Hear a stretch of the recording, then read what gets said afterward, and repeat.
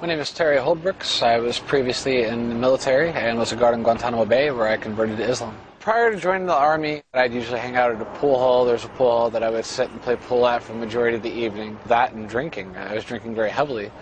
I joined the military due to the fact that I wasn't really going anywhere with my life. I wasn't content, and I wanted to be more productive than my parents had been.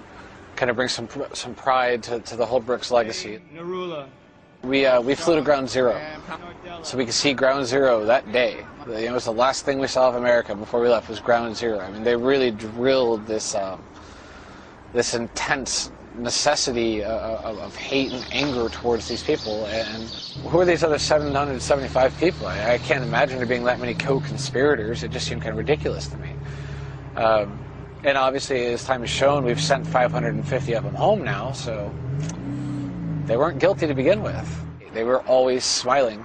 There must be something in your faith or in your life that's lacking in mine, because I'm here and I'm not smiling every day, but you are. That's amazing. You know, what do you have that I don't? More often than not, the detainees' prayer itself, prayer call, would be mocked. What they'd be saying during prayer would be mocked. The Army doesn't care.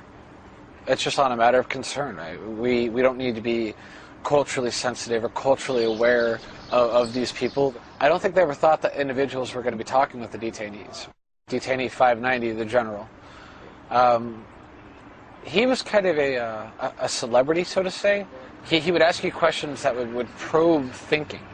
It wasn't necessarily he was trying to argue with you. He would ask you questions that would make you think. He introduced me very much to Islam. He had a lot to do with my acceptance of Islam. I said my shahada with him, and he congratulated me.